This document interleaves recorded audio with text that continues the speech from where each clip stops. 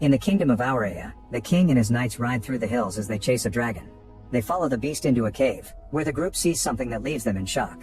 At that moment the dragon flies in and breathes fire to kill most of the knights in one go. Then she uses her tail to capture the remaining knights one by one and kill them too. Lastly she approaches the king, who falls to his knees to wait for the end. Many centuries later in a land in the north, Floria and Elodie are chopping whatever wood they can find. They're the daughters of the local lord and are trying their best to help their people, who are suffering from hunger and cold because the winter is ravaging the land. More and more people are leaving every day, which means they may not have a town at all soon. Suddenly the sisters see a carriage come by, which is strange because they never get visitors. They rush back to their home to find their father Lord Bayford and stepmother Lady Bayford talking to a nun, who says Elodie will do before leaving. Lord Bayford then tells Elodie that the royal family of Aurea wants her to marry their prince. At first Elodie refuses, but Bayford changes her mind when he points out that their town will receive enough money to save their lives for many years to come. Sometime later the family sails to Aurea. When they get close to their destination, the ship enters a very thick mist and the group gets scared of some creepy figures in the dark, but they turn out to be two giant dragon statues. Once they land, the family is amazed by how prosperous the land is and the magnificence of the castle. The servants take them to their rooms and inform them they'll meet the royal family the next day. Elodie goes to the balcony to admire the view and notices on another balcony a girl her age, who is soon taken away by a maid. That night, Elodie can't sleep so she keeps herself busy drawing. Then she goes to the balcony to get some fresh air and notices there are no lights in the other girl's room. She's also surprised to see torches in the distance, meaning someone is going up the mountain in the middle of the night. The next day, Elodie's family meets the royals. Queen Isabel sends Elodie to spend some time with Prince Henry before the wedding. After the initial awkwardness, Elodie and Henry hit it off and have a very pleasant conversation. After Henry compliments Elodie's artistic skills in her letter, Elodie asks about the torches she saw last night. Henry explains it's one of 3 ancient ceremonies that honor their ancestors, that's why the wedding is on the same day. Meanwhile in the castle, Lord Bayford finishes discussing the deal with Isabel and looks very upset. Lady Bayford tries checking on him, but he snaps and promises nothing is wrong. Afterward Lady Bayford tries to chat with Isabel, who doesn't take it well. When Lady Bayford explains she thinks the families should bond and get along, Isabel says this is only a transaction born out of necessity. She needs a princess and Bayford's land needs money. She also reminds Bayford that she's the daughter of a rope maker so she shouldn't forget her station. Lady Bayford notices that Isabel says Elodie's name wrong and tries to correct her, but Isabel doesn't care and leaves. In the evening, a worried Lady Bayford goes to tell Elodie that there's something suspicious going on, so she thinks the wedding should be cancelled. But before they can discuss things further, Lord Bayford shows up and sends everyone to bed. The next morning, the maids help Elodie get ready for the ceremony. She's given a beautiful dress that includes a blunt dagger and a diffuser with perfume. The wedding goes well. Henry and Elodie exchange rings, share a kiss, and Elodie is given her own crown. Afterward Elodie says goodbye to her family and gets on a carriage with Henry, who explains they'll join the ancient ceremony on the mountain. They go up a rocky set of stairs and Elodie is shocked to find a bunch of people wearing creepy golden masks, not to mention Isabel dressed like a nun. The queen gives Elodie a coin saying she'll be helping protect the kingdom, then they go inside as Isabel shares a story. When their ancestors arrived on this island they discovered a dragon lived there as the last of its kind. The dragon attacked the village as soon as it saw the humans settle down, so the king gathered his soldiers and tried to fight the beast. However, the dragon killed everyone except the king, who had to give up his 3 daughters so the island could be shared. As she listens to the story, Elodie notices how everyone stares creepily at her and the fact they're crossing a dangerous bridge above a chasm. Then Isabel explains the king's sacrifice is what they celebrate every generation before cutting Henry's and Elodie's hands. She pushes them together to mix their blood and covers them with a cloth, announcing that Elodie is now officially of royal blood. Next Elodie throws the coin into the chasm, thinking it's the end of the ritual. Henry picks her up to carry her through the bridge, only to suddenly apologize and throw her into the chasm too. Screaming as she falls, Elodie hits a bunch of branches until she lands on a mud puddle and passes out. She wakes up moments later with various bruises on her body, but she still stands up and starts yelling for help. There's nobody left on the bridge, however her voice does wake up the dragon hidden deep in the cave. Then Elodie cries as her desperation turns into fury and she tears the fancy jewelry off before trying to climb out. Unfortunately she falls again and gets another injury. At that moment she sees other jewelry that doesn't belong to her and realizes the royals have been sacrificing girls to the dragon for years. Suddenly she hears a noise and turns around to notice a light inside a cave, so she goes inside to find a bird on fire. Elodie immediately uses some dirt to put the fire out, but it's too late, the bird is already dead. Suddenly a roar echoes in the cave and hundreds of birds on fire come out, flying above Elodie for a few minutes before they drop dead around her. With the little bodies serving as lights, Elodie tries to look for an exit only to freeze when she sees the dragon coming. Elodie runs to hide behind a stalagmite as the dragon starts talking, saying that every generation of royalty must pay and that she can smell it in Elodie's blood. Looking at her scar, Elodie realizes the ceremony is done to trick the dragon. The dragon tells Elodie to run and she does so as she screams, managing to enter a tunnel as the dragon breathes fire behind her. The flames enter the tunnel too, but Elodie manages to find a safe spot just in time. There's a burnt body there, and she realizes it's the girl she saw on the balcony. When she hears the dragon coming after her again, Elodie tries to escape through a small hole, only for her dress to get stuck in it. The flames are getting closer, so after lots of struggle Elodie manages to remove the crinoline and run away, hiding in a smaller cavern. Unfortunately, some fire still reaches her leg and burns it, causing her to scream in pain. The dragon hears her but can't reach her because there's not enough room for her giant body. Once the dragon is gone, Elodie remembers the blunt dagger and hones it against a rock to then cut off part of her dress. The pain in her leg is unbearable, but she pushes through and bandages the wound with the torn fabric. Next she opens the diffuser and catches a bit of fire in it to use it as a lantern. Now she can explore the cavern and eventually finds a very narrow passage. She begins crawling through it and her dress gets stuck in it again, so she pulls until she's freed and slides down in the process. Elodie tries her hardest to hold on, but her hands are wounded and tired, so she falls again and the fire in the diffuser goes out. Refusing to give out, Elodie stands up and holds onto the wall to walk, determined to reach a light she sees in the distance. After some very painful walking she leaves the tunnel, only to almost fall off the edge of a cliff. She can still see the light on the other side, so after taking off her wedding ring and throwing it into the abyss, Elodie steps back and runs to make a big jump. The other side of the cliff is slippery and she can't hold on, but luckily as she slides down her belt gets stuck in a rock. It soon breaks, however it gives her enough time to take out the dagger and stick it into a crack to hold on. Then she uses the dagger to climb up the rest of the way and discovers the light comes from cute glowing slugs. After checking they don't bite, Elodie tears off her puffy sleeve and puts a bunch of slugs inside to make a new lantern. Then she walks a little further and finds a small lake, but when she tries to drink, she immediately spits the water out. It turns out the cave plants give it a disgusting taste. However, there is also dripping ice on the ceiling, so Elodie stands under it to catch any drops she can.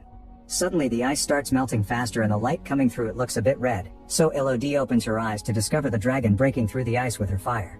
Elodie runs away as the dragon breaks through the ice and lands in the tavern to chase after her, once again not going far because Elodie enters another tunnel too small for giant beasts. In this small tavern, Elodie finds a message on the wall that says safe here. She cannot reach and is signed by the letter V. As she looks around, Elodie finds the dresses of many girls and on another wall, their names added through the years, including the V that belonged to a girl named Victoria. Elodie takes a moment to grieve for them before removing the bandage off her leg, which isn't looking any better. Afterward Elodie tries to sleep while hugging the lantern.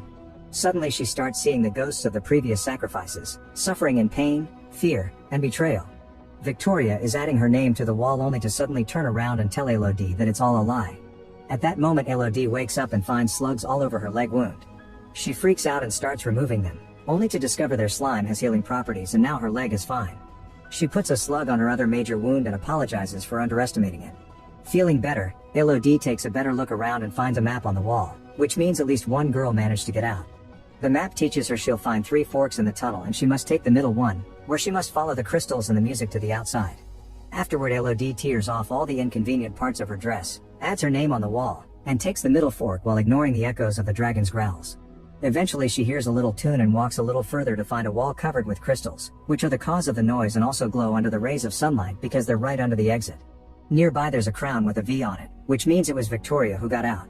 Since the crystals are pointy, Elodie tears off more of her dress to cover her hands and feet, then with the help of the crown she starts climbing up. Unaware that the dragon is watching, Elodie makes an effort to go up and a crystal breaks under her hands causing her to fall, but she uses the crown to hold on at the last second. Then Elodie hears the dragon nearby, so she hurries up and finally reaches the exit, only to discover she's on the edge of a hole very high in the side of the mountain. Devastated, Elodie falls to her knees and cries. Suddenly the sound of horses neighing help Elodie notices a group of riders approaching the mountain. She tries yelling for help, but at that moment the dragon flies toward her and covers the hole. Elodie steps back just in time and notices another message on the wall saying not safe signed by V. Nearby there's a body, meaning Victoria died there and never got out. The dragon gets her fire ready, only to stop when she hears a male voice calling out Elodie's name. While the dragon flies off to investigate, it's revealed that Lord Bayford has come with 2 knights and a guide to look for Elodie. They descend into the cave with some rope and start searching the area, so Elodie uses the sound of their voices to find her way back. When she takes a new tunnel, she's shocked to find a nest with 3 dead baby dragons and remembers Victoria's words, which makes her realize Isabel had been lying. The dragon hadn't been the last of her kind and she hadn't struck first. A flashback reveals that the king had entered the tavern precisely to kill all the babies, so the dragon's attack had been an act of revenge. She killed all the knights as seen in the beginning, but when it was the king's turn, the dragon told him death would be too easy and he should suffer the same way she did. Since then the royal family has been feeding the dragon 3 women with their blood mixed to make them pass as royal daughters. Afterward Elodie finds her father and his men, but she doesn't show herself yet for safety. The dragon shows up and grabs a knight, taking him for a flight before dropping him from a great height. The knight bounces on the rocks and crashes to the ground, instantly dying. While the guide rides to hide, the dragon grabs the second knight and crushes him under her paw before interrogating Bayford. He explains he's here to save his daughter and tries to attack with his sword, but the dragon grabs him with her tail and disarms him before dropping him. While Elodie sneaks around waiting for the right time, the dragon tells Bayford to call for his daughter. Bayford decides to offer a heartful speech about how sorry he is and admitting he made a horrible mistake. Then he yells to order Elodie not to come out, causing the dragon to push him down and stab him right in the heart with her claw. Elodie can't help making a noise as she cries and the dragon starts searching for her, but luckily at that moment the guard also makes a noise and the dragon goes after him, thinking it's Elodie. With the dragon gone, Elodie says goodbye to her father and kisses his forehead before he dies. Then she uses the rope left by him to start climbing out of the tavern. Meanwhile the dragon finds the guide and crushes him to death before coming after Elodie, who manages to climb fast enough to avoid the flames that now cover the entrance. Elodie immediately gets on her father's horse but only rides for a few moments before jumping off to hide under some rocks. Since the horse keeps going, the dragon is tricked and continues to follow it to burn it to death. Then the dragon breathes fire on the clouds, causing a horrible storm as a sign the deal has been broken. In the castle, Isabel notices this and immediately sends her knights to kidnap Floria. Lady Bayford tries to stop them, only to get stabbed in the process. Moments later when the fire is over, Elodie comes out of hiding and bumps into Lady Bayford, who came all the way here on a horse while still bleeding. When Elodie hears what happened, she promises to save her sister and takes the horse back to the mountain. Meanwhile Floria is taken to the bridge, however Henry refuses to do the ritual with a child. Isabel ignores him and uses her own blood instead, cutting Floria's hand to do the mixing before throwing her into the chasm. By the time Elodie arrives at the bridge, everyone is gone and an unconscious Floria has been caught by the dragon, who doesn't kill her yet because she wants to bait Elodie into coming for her sister. A desperate Elodie descends back into the tavern with the rope and uses her previous experience to follow the same path much faster.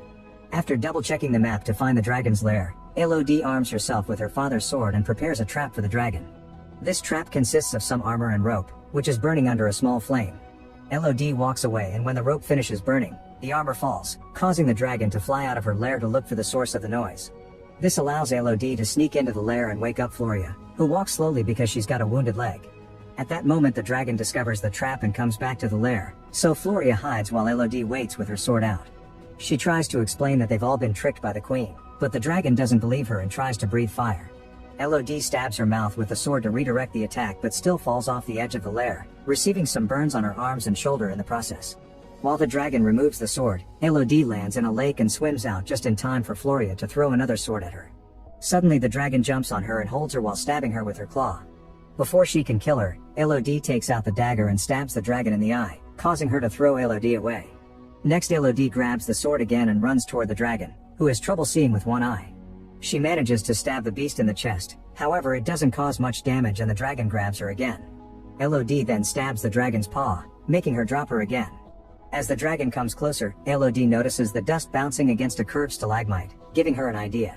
Elodie stands in front of the stalagmite and tells the dragon to burn her down, so the dragon breathes her fire. However Elodie moves at the last second and the fire bounces on the stalagmite, causing it to land on the dragon and finally bring her down.